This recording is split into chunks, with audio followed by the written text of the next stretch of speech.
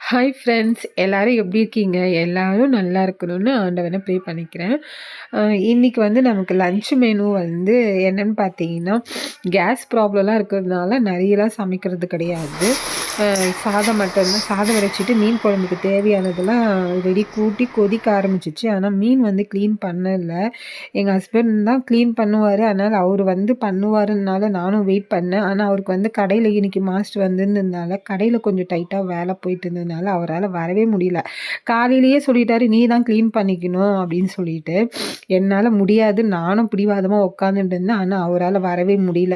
சரி, கடையில் வேலை இருந்ததுனால நம்மளே பண்ணலான்னு சொல்லிட்டு போய் உட்காந்தேன். ஆனால் எனக்கு சுத்தமாக பிடிக்காது. டென்ஷன் அப்படியே தலைக்கு ஏறிச்சு. அது வந்து க்ளீன் பண்ணுறது அந்த குடல் இருக்கிறது அந்த மாதிரி இப்போ இதுவெல்லாம் எனக்கு எடுத்தேன்னா அந்த ஸ்மெல்லு எனக்கு வந்து அப்புறம் சாப்பிட பிடிக்காது. நான்வெஜ் மட்டும் ஃபுல்லாக நான் செமையாக சூப்பராக சமைப்பேன். சமைக்கிற வேலைனா ஓகே, நான் நான்வெஜ் சமைச்சிடுவேன். வெஜிடேரியனும் நல்லா சமைப்பேன். ஆனால் இந்த நான்வெஜ்ஜில் க்ளீனிங் ஒர்க்குக்கு மட்டும் போகிறது எனக்கு கொஞ்சம் பிடிக்காது. இப்போ மீன் எப்படி க்ளீன் பண்ணணும்னு பார்த்தீங்கன்னா வச்சுக்கோங்களேன், மீன் வந்து நமக்கு ஒரு சிசர், ஒரு கத்தி இருக்கணும், அருவாமனை. நம்ம அந்த சிசர் வந்து ஃபஸ்ட்டு சிசரில் சைடில் இருக்கிற அந்த ரெக்கையெல்லாம் ஃபுல்லாக கட் பண்ணிவிட்டு, அதுக்கப்புறம் கத்தி வச்சு லைட்டாக அந்த செதிலுங்களை செதுக்கிட்டு, அதுக்கப்புறமா அந்த செவுள் இருக்குதுங்களா, தலைப்பகுதியில் இருக்கிறது அப்போ ஈஸியாக கட் பண்ணி குடல்லாம் எடுத்து போட்டுட்டு, அதுக்கப்புறமா ஈஸியாக எடுத்து போட்டுடலாம் ஃப்ரெண்ட்ஸ். மீன் வந்து சூப்பராக க்ளீன் ஆகிடும்.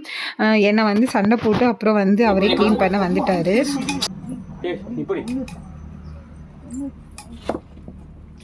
நீ போனா சார் சிறந்து செஞ்சிடும். நீ கிளம்பு. இது ஈஸியா இருக்கா? எனக்கு பாம்பு இருக்கு. இந்த பட்சத்தில் நான் என்ன ஏந்து போயிடணும். நீ பாம்பு இருக்கு. அந்த சைடு மட்டும் கட்டி நீ ஒரே நிமிஷம் எனக்கு டைம் கொடு. தூரமா போ.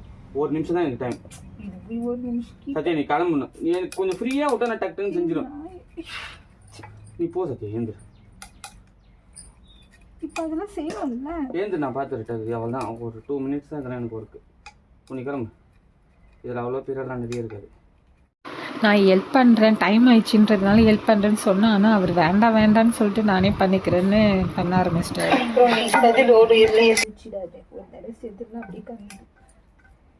இல்லை, இதுக்கு இவ்வளோ முக்கடாலையவா?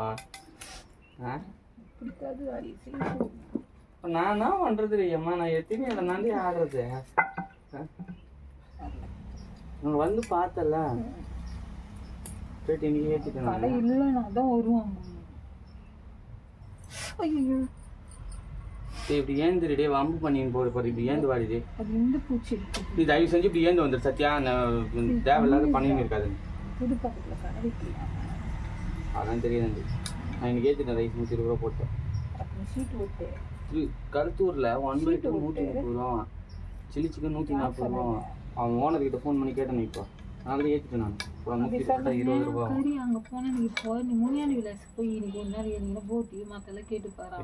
வாங்க முடியாது. 200 ரூபாய். 250 அடுப்பு இருக்குது முன்னாடி. அந்த கடப்பாக்கல்ல போட்டுருவான். பிரச்சனை ஜனங்களுக்கு என்னன்னா இப்படி வரது லைட் ஏறி அதுதான் பிரச்சனையே. அவன் என்ன போடுறான்னா வச்சுக்கிறேன்னு யாருக்கு என்ன தெரியுது?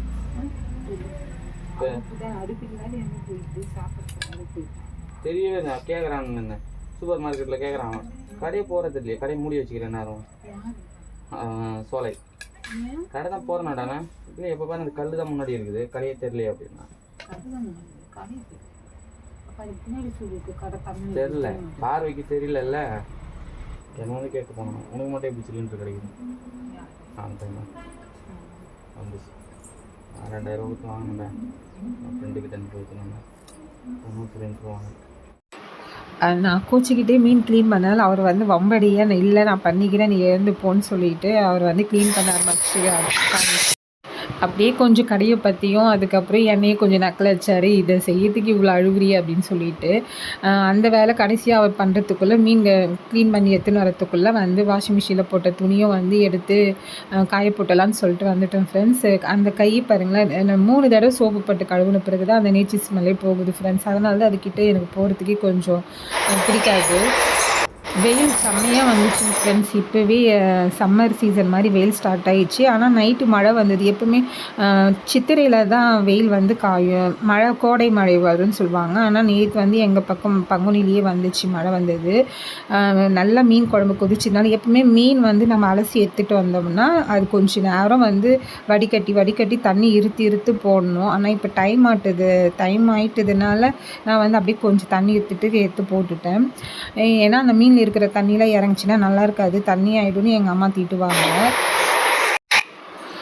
நான் மீன் குழம்புக்கு வந்து நம்ம தனியாகவும் வெந்தயமாக கொஞ்சோண்டு வறுத்து பொடி பண்ணி வச்சுருந்த தூள் வந்து ஆட் பண்ணோம்னா கொஞ்சம் மணமாக திக்காகவும் ஆகிடும்.